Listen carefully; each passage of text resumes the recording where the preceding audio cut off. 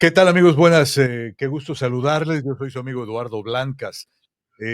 Soy periodista, tengo casi 40 años trabajando en este negocio, en la radio, en la televisión, en medios impresos como revista y periódico, eh, y en la internet, incluidas ahora las redes digitales por donde nos comunicamos el día de hoy. Eh, he hecho este trabajo en México y en los Estados Unidos por los últimos, ya decía, casi 40 años y en verdad, con muchas siempre ganas de aprender algo nuevo. Eh, Durante este tiempo he tenido el privilegio de convivir con muchos colegas, tanto en México como en los Estados Unidos, gente brillante, generalmente gente brillante, y hay gente que en verdad de esa gente brillante todavía destaca aún más por la labor intelectual, por el compromiso que pudieran tener con el trabajo, como con la comunidad. Tal es el caso de la gente que nos venimos a vivir a los Estados Unidos. Se adquiere bien o mal, y me refiero bien o mal a decir antes o después, a eso me referiría, antes o después de venir, se adquiere un compromiso social súper interesante, porque se comienza a conocer el sufrimiento de la gente, de aquellos que venimos a los Estados Unidos, algunas veces, algunos con la protección de venir documentados y un buen número, yo diría que probablemente la mayoría, desprotegidos en ese aspecto. Aún así, todo este perfil, todo este panorama tan grande siempre va a presentar, matices de todos colores, de todos los tonos, historias que son sorprendentes, al momento de conocerlas. A veces uno conoce una persona y no se imagina lo que hay detrás. No se imagina la historia que hay detrás de esa persona, todo lo que puede haber en sufrimiento, en éxitos, en felicidad, en tristeza, en familia, en historia, en educación, cuántas y cuántas cosas termino descubriendo cuando conoce las historias de cada quien. Es por eso que en respuesta, a una amiga que había publicado su libro, me dijo: "Oye, fíjate que publiqué mi libro y me gustaría que asistieras a la presentación". Tuve el privilegio de asistir a la presentación. Ahí ella me entregó el libro, tuve la oportunidad de leerlo y quedé maravillado. O sea, por varias cosas. Primero, por la manera, el talento con el que escribe María Luisa, un gran talento para escribir. Y segundo, pues, que no es menor, es las historias que aquí nos presenta. 14 entrevistas maravillosas en La vida después del cruce, historias de migrantes mexicanas que vencieron la adversidad para triunfar en Estados Unidos, escrito por María Luisa Arredondo. Publica Universo de Letras, con una, eh, trayectoria extraordinaria. María Luisa, el día de hoy nos acompaña. Querida María Luisa, ¿cómo estás? Querido Eduardo, pues muy contenta, feliz de estar en tu programa y muy agradecida sobre todo por esos comentarios tan generosos y tan elogiosos. Muchísimas Claro, gracias. claro, no podría ser de otra manera. María Luisa, a mucha gente de nuestra comunidad le gusta la lectura. Eh, y yo diría que esta es una de las mejores que podrían encontrarse siendo parte de la comunidad migrante de los Estados Unidos. Cuéntanos, antes de hablarnos del libro, cuéntanos quién eres tú, cómo llegas a los Estados Unidos y de dónde vienes. Claro que sí, Eduardo, pues mira, soy una periodista mexicana. Yo nací en la Ciudad de México y estudié comunicación en la Universidad Iberoamericana. Y tuve la oportunidad de trabajar en el diario La Prensa, que como muchos de ustedes saben es el de mayor circulación en México. Ujú. Y también trabajé muchos años para la revista latinoamericana Visión, que ya desapareció, pero era una revista que circulaba desde México hasta Argentina. Ok. Y la verdad que yo tenía una vida muy agradable en la Ciudad de México, muy cómoda. Allá me casé, nacieron mis dos hijos. Y desafortunadamente, pues empezamos a tener problemas por la cuestión de la inseguridad en la década de los 80. Se desató un clima de asaltos a mano armada, de secuestros, que nos tocaron muy de cerca tanto a mi familia como a mí. Ujú. Incluso por ponerte un ejemplo, en la revista Visión donde yo trabajaba, un día entraron 7 hombres con armas largas y pues asaltaron a todo el personal. Yo por fortuna ese día no estaba porque me había ido a la imprenta, ujú, pero esto ocurrió a plena luz del día en una colonia pues de bastantes buenos recursos cerca de Polanco, en la colonia Anzures, ujú. y enfrente teníamos un módulo de policía. Entonces los policías que hicieron pues no hicieron nada, lo cual te habla pues de que seguramente había una complicidad. Sí. Y también tuvimos varios secuestros express, en fin, varios incidentes, la verdad que ni quisiera recordar. Ujú, Y a mi esposo se le presenta la oportunidad en esa época de venir a trabajar aquí a California. Él estudió arquitectura ujú. y un amigo que ya vivía aquí lo invitó a que probara suerte. Y así lo hizo. Y bueno, pues él le tomó la palabra, se vino aquí a una empresa en Newport Beach y al año pues yo lo seguí con mis hijos. Pues la verdad fue una decisión muy difícil porque como te digo, yo tenía todo allá, mi familia para empezar, mi mamá, mis hermanos, pues mis amistades, mi trabajo, en visión, pero por la situación de la inseguridad y pensando en el futuro de mis hijos, decidí pues inmigrar a Estados Unidos, ¿verdad? Concretamente a California, y esto fue en el año 1989. Okey, 1989. Pues ya un rato de vivir acá en los Estados Unidos. ¿Qué pasa cuando llegas por acá? ¿Llegas en plan de mamá, en plan de profesional, de estudiante? ¿A qué viniste? ¿Cómo llegaste? ¿Cuál era tu visión? Pues en un principio me dediqué al hogar, a cuidar a mis hijos, que en esa época estaban pequeños. El niño tenía 10 y la niña 6. Y pues empezar a ajustarme a la vida de aquí, que pues es totalmente distinta a la Ciudad de México. Nos establecimos aquí en un suburbio del condado de Orange y pues yo extrañaba el tráfico, el smog, todo de la Ciudad de México, pero a la vez pues estaba contenta de sentirme en un ambiente más seguro para mis hijos. Y durante 2 años pues me dediqué a cuidar de ellos porque tampoco no podía trabajar, estaba yo nada más con un permiso para acompañar a mi esposo, que a él sí le dieron su permiso de trabajo y ya en esa época empezamos a tramitar la residencia legal Ujú. y nos la dieron a los 3 años. Sí, Entonces, a los 3 años, que esto quiso decir que yo ya podía trabajar.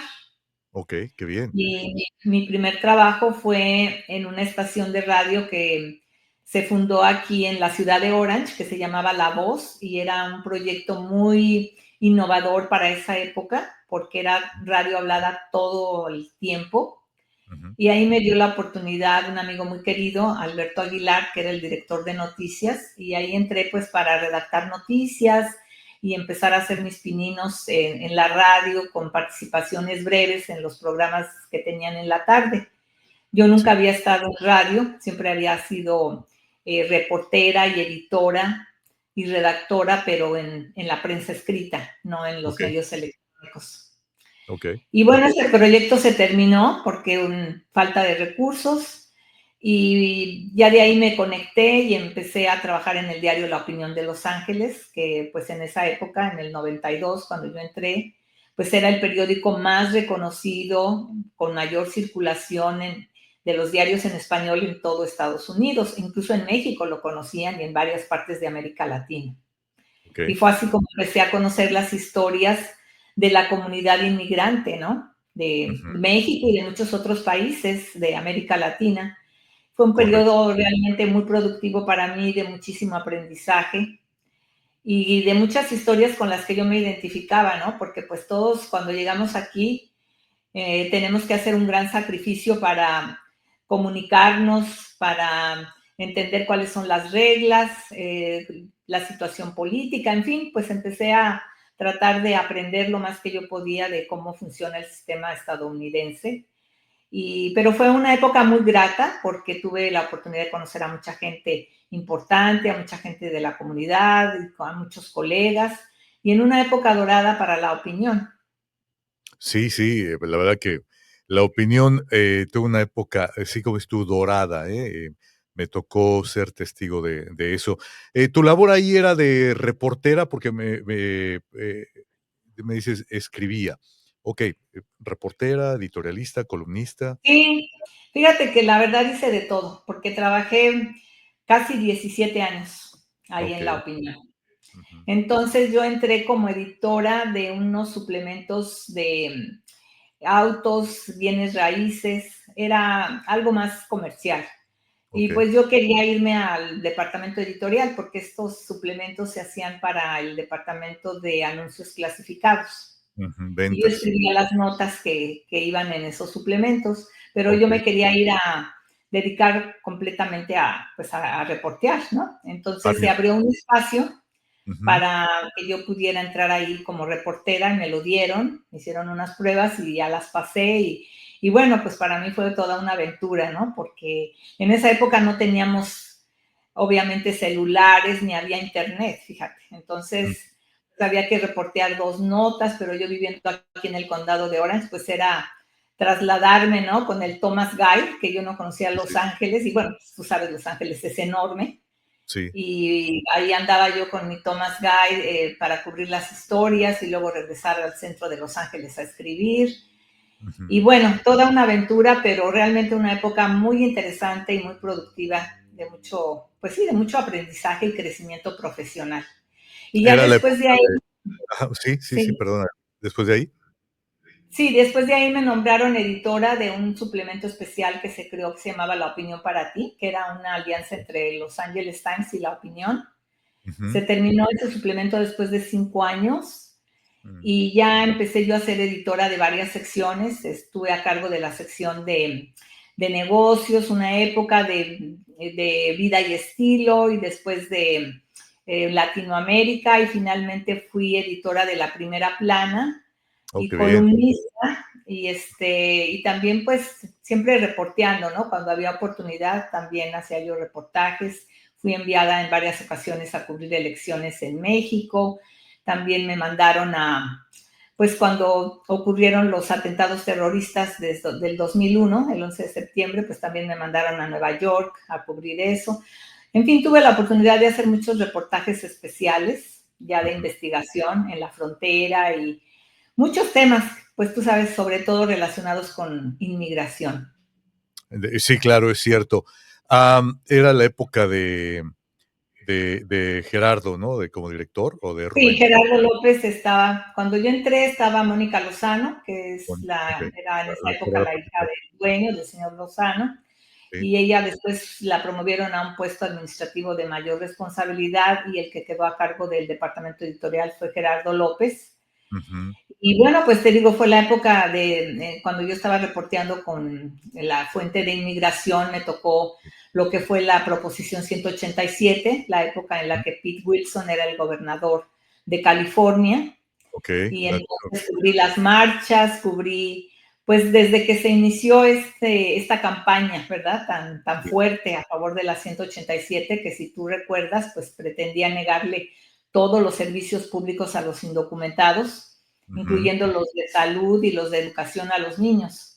Sí, me Por acuerdo. fortuna, aunque se aprobó, porque los votantes la aprobaron, pues una jueza federal la declaró anticonstitucional y nunca llegó a implementarse. Y a raíz de esto fue que muchos miles de latinos decidieron hacerse ciudadanos, porque mucha gente aquí, pues me tocó ver que no se querían hacer ciudadanos, aunque tenían la oportunidad, porque ya eran residentes legales y tenían muchos años aquí, pero lo Ujú. sentían como una especie de traición, ¿no? A su país de Okey. origen, sobre todo los mexicanos. Decían, Ujú. ay, no, ¿cómo vamos a jurarle lealtad a otra bandera que no sea la mexicana? Pero a Ujú. raíz de esto vieron que era necesario tener el poder político y que Ujú. para ello necesitaban hacerse ciudadanos. Entonces Okey. surgió esta campaña masiva, ¿no? De Ujú. naturalización. Y también de ahí creo que también, no sé si como resultado, ¿no? Pero me parecería lógico que también vendría, aquel cambio, de visión en México de permitir la doble nacionalidad, ¿no? Sí, posteriormente ya se permitió la doble nacionalidad, pues porque vieron que había realmente una conveniencia de que los mexicanos de acá Ujú. pudiéramos pues tener las dos nacionalidades. También lo hicieron para promover esto, ¿verdad? De no dejar tan indefensa a la comunidad mexicana aquí en Estados Unidos con estos golpes políticos que pues de repente nos llegan, como lo que estamos viviendo ahora, y se vivió Claro. también en el 94 y años atrás también, ¿no? En muchas épocas los mexicanos y en general los inmigrantes hemos sido víctimas del azote, ¿verdad? De Sí, los de acuerdo. gobiernos en turno, ¿no? Entonces, Definitivamente. ¿perdón? Definitivamente sí, así ha sido. Sí. Así ha sido, entonces, pues es la historia de los inmigrantes que venimos a este país a aportar, a contribuir, a buscar un mejor futuro para nuestras familias y para nosotros. Y muchas veces nos encontramos con obstáculos más fuertes que nosotros. Ujú. Y pues es una historia ya muy larga, ¿verdad? Que hay de este sufrimiento de la comunidad inmigrante, que aporta mucho y no siempre se le reconoce, por el contrario, se le califica de ser una amenaza o de ser una carga, cuando es Sí. todo lo contrario. Sí, sí, yo pienso lo mismo, que es todo lo contrario. La vida después del cruce, ¿cómo surge esta idea de publicar en un libro estas 14 entrevistas que son, ya decía yo en un principio de este programa, maravillosas? Está muy bien escrito y las historias, No. aquí contadas son impactantes. Ay, pues muchas gracias, Eduardo. Pues mira, esta idea surge porque yo me empecé pues a preguntar, bueno, hay mucho material escrito sobre inmigración, pero Ujú, no veo algo sobre concretamente cómo ha sido la migración de mujeres mexicanas ujú, aquí a Estados Unidos, porque tradicionalmente, pues yo cuando era niña y pues oía las historias de que ya se van, ¿no? Los hombres eran los que venían ujú. abriendo brecha y trabajando Sí, en el campo durísimo, el programa Bracero, todo esto. Entonces, los hombres son los que llegaron primero, muchas veces solos, sin su familia, porque había esta facilidad de que como no había tanta vigilancia en la frontera, pues iban a trabajar a los campos por temporadas y se regresaban a sus lugares de origen a estar con sus familias. Pero pues cada vez se fue haciendo más difícil ir y venir porque se empezó a fortalecer la vigilancia en la frontera, ujú. especialmente, pues sí, desde que entró Bill Clinton, tú te acuerdas que se puso en marcha la operación Gatekeeper, la Sí, sí, sí. operación Guardián, y ya se empezó a hacer muy difícil ir y venir. Y por el otro lado, pues también desde 1970 es un dato que yo lo tomé del Consejo Nacional de Población, Ujú. que dicen que en 1970 había en Estados Unidos solamente 436,000 mujeres mexicanas aquí en Estados Unidos. Okey. Y en 2020 ese número pues realmente creció de manera exponencial hasta llegar a 5.5 millones. Uf, Entonces, este es un crecimiento impresionante. Y se impresionante. dio pues, porque, te digo, por una parte ya era difícil a veces para los hombres ir y venir. Entonces empezaron a emigrar con sus mujeres, con sus familias. También fue la época en 1970, pues que muchas mujeres empezaron a tener ya mayor independencia y empezaron a tratar de probar fortuna ellas solas. Entonces, pues cuando veían la comparación de lo que ganaban los trabajadores aquí en Estados Unidos con lo que ganaban ellas en México, pues decían, no, pues, ¿qué estamos haciendo aquí? Vámonos, vámonos a Estados Unidos a buscar una Okey. vida mejor. Y Ujú. también el problema de la inseguridad y el problema de que muchas mujeres, pues desde sus lugares de origen hasta en sus propios hogares, pues son víctimas de violencia doméstica desafortunadamente. Entonces, todos estos factores se han conjuntado para que cada vez un mayor número de mujeres mexicanas decidiera inmigrar a Estados Unidos. Ahora, claro, la situación ha cambiado porque pues ya vemos que con el gobierno actual pues prácticamente la frontera está cerrada y es sumamente difícil inmigrar a Estados Unidos, ¿no? Cada vez es más duro poder entrar, ya sea por medio hasta del asilo político, que casi nunca se otorga, Ujú. y hasta por medio de tus familiares. Hay una lista muy larga de gente que quiere inmigrar, pero pues no hay ni siquiera suficientes jueces de inmigración para ver los casos. Sí. Entonces ya ha disminuido muchísimo desde que entró el presidente Trump, pero en los Okey. años anteriores sí la migración de mujeres y hombres era pues bastante alta y este fenómeno a mí me llamó la atención de que tantas mujeres, ¿no? Empezaron a llegar solas incluso o Sí, para también reunirse con sus familias. correcto. ¿Cuál es el perfil de las mujeres que entrevistas en La vida después del cruce? Pues todas son mexicanas. Ajá. Todas han llegado aquí, pues, a abrirse paso en medio de muchos obstáculos. Ujú. Todas han tenido fuertes problemas, adversidades muy duras que vencer, pero Sí, todas han sabido cómo salir adelante. Todas nos dejan, cuando uno lee sus historias, una lección de resiliencia, de fortaleza, de inteligencia, de no dejarse vencer. Y fue lo que me llamó a mí la atención de todos estos 14 casos, que desde luego hay muchos, pero sí. pues ya me tuve yo que decidir por ellas, por estas 14, y también las elegí de acuerdo al área a la que se dedican, ¿no? De acuerdo a Mm, sus historial, a sus actividades. Entonces, tengo mujeres que son desde, por ejemplo, a Emma Sánchez, que es una ama de ujú, casa, que fue ujú. separada de sus 3 niños y de su esposo, Sí, sí. porque ella cruzó ilegalmente la frontera en el año 2000 Ujú. y pues cuando ella se casó aquí en San Diego por el civil nada más y bueno, cuando con su esposo fue a tratar de arreglar su situación migratoria, pues la sorpresa que se llevaron fue que la deportaron. Ella Oh, creyó que porque se había casado con un infante de marina y tenía 3 niños nacidos aquí, pues le iba a ser fácil arreglar su situación migratoria. Pero sí, sí. la verdad fue que la deportaron y es un Ujú. caso muy dramático porque ella estuvo Sí. separada de sus hijitos y de su esposo por 12 largos años, que fueron Uy, sí, sí, sí lo una leí. eternidad, porque se perdió pues de los mejores años en los que tú puedes como mamá dedicarte a tus hijos, educarlos, ser testigo de sus primeros días en la escuela, de sus avances, en fin. Ella finalmente logró reingresar a Estados Unidos y ya está con su familia, pero pues mira, esos 12 años ya los perdió, ¿verdad?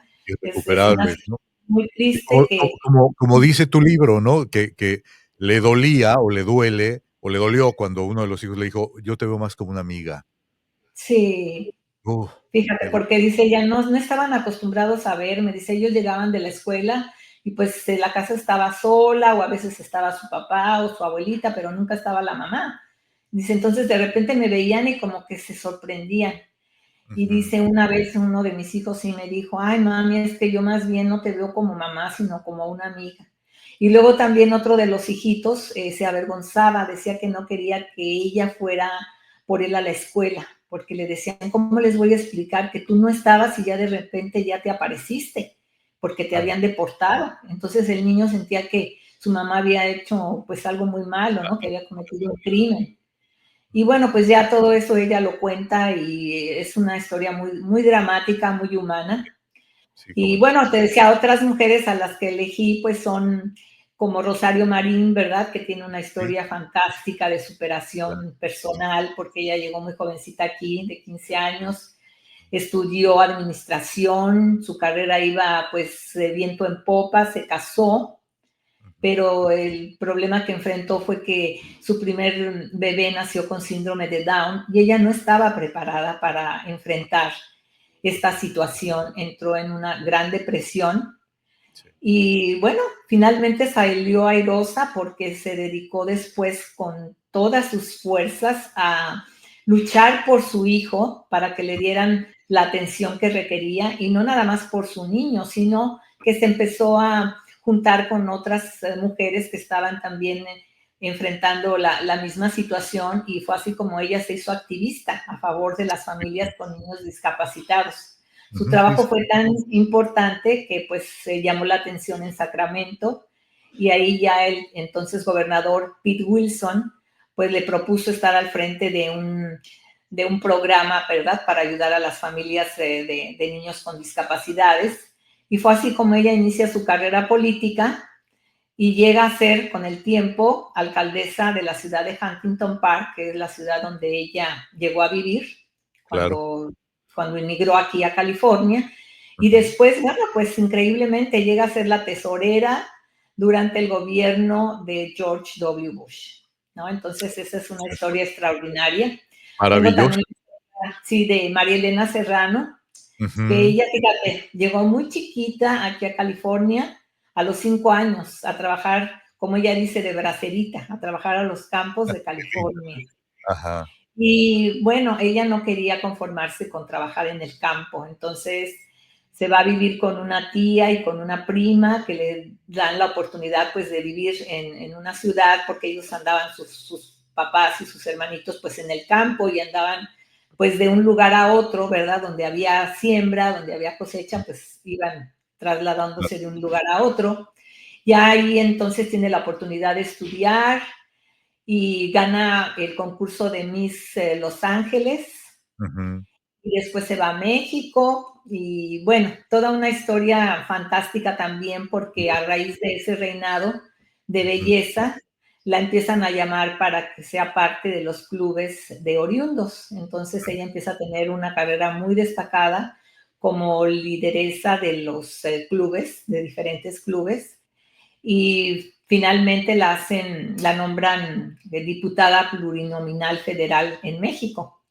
Y Ujú. allá, pues ella también tuvo una historia interesante porque pues fue a luchar por los derechos de los inmigrantes, ¿no? Pero ahí en la entrevista cuenta lo difícil que es que en México entiendan realmente las necesidades y la problemática que tenemos los Claro, inmigrantes que vivimos acá. claro, Y hay claro. otras historias como la de Lisbeth Mateo, que ella es abogada, ella es originaria de Oaxaca y es una dreamer. Ujú. Y ella, pues de manera muy interesante, fíjate, es indocumentada, pero ejerce la carrera de abogacía y está especializada en inmigración.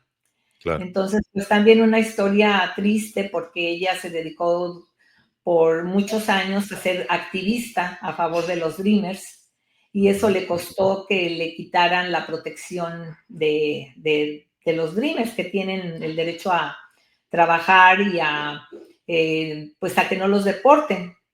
pero como que quedó en la lista negra porque salió también en una ocasión de Estados Unidos para ir a México y todo eso la marcó.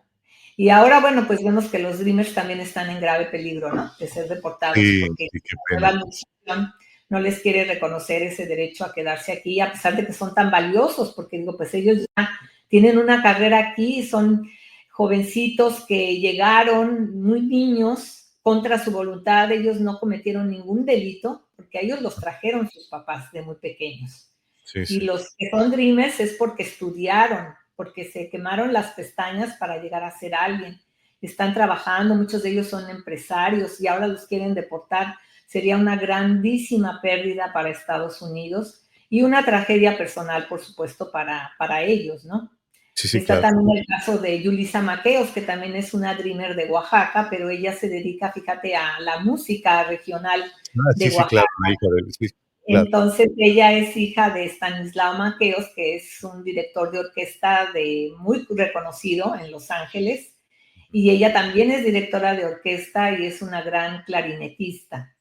Ujú. Entonces, pues ella también, ¿no? Ha sufrido el hecho de que pues está en las sombras, pese a que es tan talentosa, Sí. pues con el miedo de que la deporten. Uy. Entonces, y está también, por ejemplo, el caso de Rocío Camacho, ella se dedica a la cocina y la han nombrado la diosa de los moles porque Ujú. pues es una experta, ¿no? En ese guiso tan delicioso que tenemos en México. Claro. Ella con mucho esfuerzo ha fundado varios restaurantes, ha tenido pérdidas porque incluso una vez le incendiaron uno de sus restaurantes, unos pues asaltantes que entraron y como vieron que no había nada para llevarse pues en venganza le prendieron fuego, imagínate. Híjole, Qué qué cosa. terrible, y ella no lo tenía asegurado. Hay otro caso que también me interesó mucho a mí en particular, que es el de Ana Valdés. Ella Okey. es una experta en mercadotecnia y es un caso distinto en el sentido de que ella es una mujer con un nivel socioeconómico muy alto, que llegó Ah, aquí sí. a Estados Unidos con todos los privilegios, porque su familia, pues desde la Ciudad de México la mandó a los mejores institutos a estudiar a Europa. Y ella tuvo puestos importantes allá en varios lugares y después recibió una invitación para venir aquí a trabajar por una época a la Casa Blanca. Y fue ahí Mm. donde conoce al amor de su vida y decide quedarse aquí en Estados Unidos. Y su esposo vive en Beverly Hills, entonces ella se traslada a vivir ahí, pero me cuenta que cuando llegó, pues las vecinas en general la trataban mal, porque como que no creían cómo era posible que una mexicana viviera en Beverly Hills, ¿no? Como dueña de casa. O sea, creían que ella era de parte del servicio o que era Ujú. la nana de sus niños. En Híjole. fin, fueron muchas muestras que ella recibió de racismo y de clasismo. Ujú. Y bueno, ella con el tiempo pues se dedicó a continuar trabajando y ahora está como al frente de una organización muy importante que se llama Latino Donor Collaborative, que se dedican a recopilar cifras de la importancia tremenda que tenemos los latinos aquí en Estados Unidos. Dice que si los latinos fuéramos una nación independiente, ocuparíamos el 8º lugar en el mundo. Imagínate el poder económico que tenemos. No, maravilloso. Estas son las historias, más o menos todas las mujeres son de distintas, y con distintos historiales, se dedican a actividades muy distintas, pero Ujú. todas han tenido que luchar, que batallar para asimilarse aquí, a este país, A que este pues no país. siempre, no siempre nos recibe con los brazos abiertos, la verdad. Pues no, es cierto, es verdad, no necesariamente. Creo que poca gente podría decir eso. Am, Querida María Luisa, ¿dónde se puede comprar, tu libro? ¿Dónde lo consigue la gente que nos está viendo y escuchando? Pues se puede conseguir en Amazon, solamente pueden poner ahí en el cursor La vida después del cruce, y también en Universo de Letras, que es la Ujú. editorial que lo publica, también ahí está disponible. Y hay muchas otras plataformas, ¿no? Ya cuando tú entras ahí a poner La vida después del cruce, te salen varias opciones para que se pueda adquirir y bueno, pues me harían realmente muy felices si lo leen porque creo que es un libro que está dirigido a entender un poquito mejor el fenómeno de la migración de mujeres mexicanas aquí a Estados Unidos, que hay Ujú. que recalcar que somos ya 5.5 millones y esto nos convierte en el grupo de mujeres migrantes más numeroso que hay en Estados Unidos. Y que Qué también increíble. vean pues todos los obstáculos que sufren las mujeres de manera especial por ser mujeres, por su género, y las enormes contribuciones que han hecho muchas de ellas a pesar de los obstáculos que enfrentan. Muy bien. Querida María Luisa, te agradezco muchísimo esta conversación, esta entrevista, la gentileza de regalarnos un poco de tu tiempo y de poder conocer tu obra y a ti también. Alguien que es, y esto lo digo al público, una mujer que es reconocida como entre las 100 mujeres migrantes más poderosas y reconocidas en los Estados Unidos. María Luisa, eres un orgullo para nuestra comunidad. Muchas gracias. Ay, pues no sabes cómo te agradezco infinitamente tus palabras, Eduardo. Yo también admiro mucho tu trabajo como periodista y para mí es un honor haber estado en tu programa el día de hoy. Muchísimas gracias por esta Seguro. oportunidad. Claro, que estés muy bien. Y a Tú usted que nos también. está viendo sí, claro que sí, gracias, María Luisa. A usted que nos está viendo, en verdad, un gran agradecimiento por compartir con nosotros esta historia. Si le gustó nuestro programa, regálenos un like, haga sonar la campana, por favor, y continúe con nosotros en nuestra próxima emisión. Soy Eduardo Blancas. Pásela muy bien.